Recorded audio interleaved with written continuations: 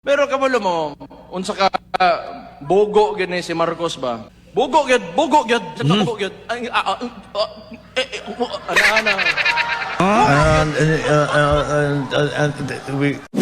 Kayo mga leader kayo sa lugar nyo. If you allow looting of, public funds, then that is because you allowed it. If you do not allow it and you have strict policy against corruption, hindi talaga mangyayari yan. Ang problema, sabi nga ni Martin Romualdez, hindi siya ang mastermind. And sino yung leader? Sino yung ulo ng Pilipinas ngayon?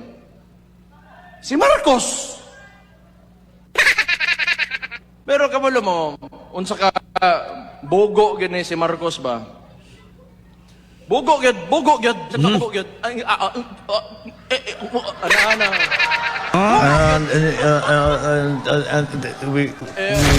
Bullseye Kauban sikat. Wala tayong magagawa. Oh. Pag may nangyari, wala tayong magagawa. Yan natin panyo. Limpyo tayo ng white powder dire. Usa wala chinchanso. Bullseye Kauban. Kayo, mga leader kayo sa lugar Alright niyo. na. Bullseye. No, kani tipik lang sa taas-taasan mga igala nga kini ba nga pamahayag. Patubago na to inyong idol. No? Inyong idol, patubago na to ni. Sige, okay na ka, Ed? Ready ka na? O, ready na. XFM Katropa. Sige. Sila pa po yung naghahanap ng ginagawang trabaho. Po yung madalas nagbabakasyon. Guwapa si Auntie Claire niya, no? Sila pa po yung naghahanap ng ginagawang trabaho ng Pangulo. Hindi natin sila masisisi kung sila'y bulag at bingi sa ginagawa ng Pangulo dahil siguro wala sila sa bansa. Pero yan po kasi ang paulit-ulit na sinasabi nila at ng kanilang mga kaalyado upang Kusgi ko no gamay. ang bayan sa kanilang mga kasinungalingan na walang ginagawa ang ating Pangulo. Kitang-kita po natin ang mga trabaho, kung ano na po ang nagawang proyekto at mga naibibigay na ayuda ng ating Pangulo. So patungkol po, sabi po yung madalas nagbabakasyon, sila pa po yung naghahanap ng ginagawang trabaho ng Pangulo. Hindi natin sila masisisi kung sila'y bulag at bingi sa ginagawa ng Pangulo dahil siguro wala sila sa bansa. Okay. Pero XFM yan po kasi ang Katropa. Si Basti ang nitirada, ang gipasabot ni Auntie Claire, si Sarah. Oh, mo iyang gibaslan mga katropa kay kani pa kuno mga tawhana nga sigig bakasyon, no? Mao pa kuno mangita asang agis pangulo, no? Sige kuno gusto mo di pangitaan di ay. Si Sarah may pangitaan na to sa trabaho sa presidente. Pangitaan man ginato na sa BBM natural kay presidente man na nato. Bisan pag wa mi kauyon na Auntie Claire. Wa mi mahimo diha. Mawita ning uban kapaabot og 2028. Ang mensahe mga igala sa katong gikagubtan nila kang Aimee.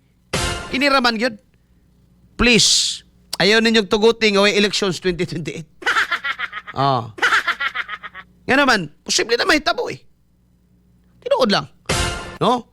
Kita na ba ka mga igala, naa na ba'y worthy opponent si Sarah sa admin karon wala. Si Martin Romualdez mubalik o mudagan pagka presidente, di na namahalin. Di na ginamahalin mga igala.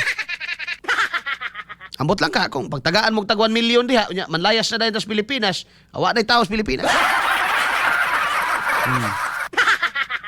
Si Rizon Tiberos, wag yun na ni Maho. Huh? Bisa kung saan niya baligya yung kaugalingon mga igala, wag yan ay makakapyot sa survey. So, makita nimo ang tao ba? Ang kasuporta.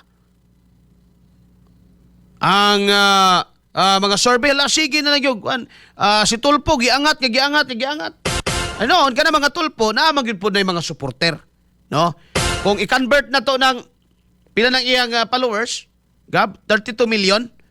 I-convert na to ng 32 million sa tinuod nga botante, makapadaog siya ng presidente. No? Pero mangutana karon wa ba ka na mausab? No? Kanang iyang mga subscriber? Oh. Di ba sa naikalimod nga, naman sa na siya mga higalay, kuan ba?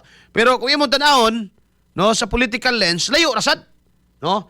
Although, na mga survey nga, murag iapas-apas nila ba, kay para main condition lagi ang tao, nga nanatay alternative leader. Dili si Sara. Pwedeng dili si Sara, natay laing leader. Kisa ba yung worthy opponent, si Redon? Di ba na mga hali na? Si Jerby Luistro, na bisan pa magpariban pa na siya ka-20, di isa ginamahalin. Sa motos Bini Abante, di isa namahalin. Nakita ninyo, naabay posible. And Leni Robredo is di gusto mag-apil-apil. Gusto niya magmayora siya. Di ba, makakadungog hilom siya eh. Gusto niya, dihara siya. But even Lenny, mga higala, di pagyapon katupong. So nabay worthy opponent? Wala. Na kung presidente si Sara, mga higala, maayo ba nigdangatan ng ilang mga kalaki karon? Aksyon na silang kabalaka na. So, sa pangutana kung posible ba o dili nga pugna nila may gala, buhato nila ang tanan para lang yun di magka-eleksyon, dili na siya imposible. Pwede na. Pero ako na yung buhato nila na. Pwede na. Kung pwede na, kung naay possibility na, sa to pakita ng mga tao, mag-igmat. Bullseye! Bullseye! Alas 9:12 na ang tag na may galas mundag. Napay mo tubag kang anti-Claire, mga katropa. Patubago na tugab, ready na siya? Ato maminaon. XFM Katropa. Ang mga grupo naging kulto ng pare-pareho.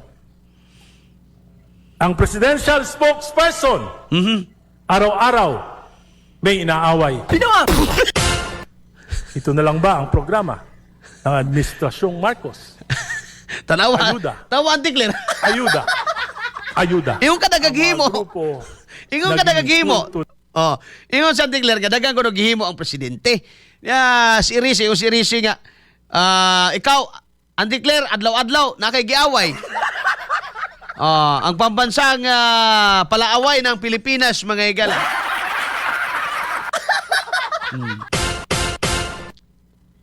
Mauna na ba ni Kuno ang kinibang mahimo o nahimo sa Pangulo? Ayuda. Sige daw, balik ka daw. Ang mga grupo naging kulto ng pare-pareho. Ang presidential spokesperson, araw-araw may inaaway. Ito na lang ba ang programa ng Administrasyong Marcos? Palaaway, ganyan ka anti-Claire. Ayuda. Ayuda. Ayuda. Ang mga grupo XFM Katropa. So, I think di na ko kinahanglan pa mga dugang pagkomentaryo sa ginimayigalang clip or message, mga katropa o speech. Although dugay na ni, pero di ni ingon nga anak kadugay, bag-ora ni kaning sa crisis karon, no? Pero ang message may gala stands simple. No? Ikaw anti-Claire, palaaway ka, Claire. Mga nagamati nga ganong di gyud na may gala tanggalon.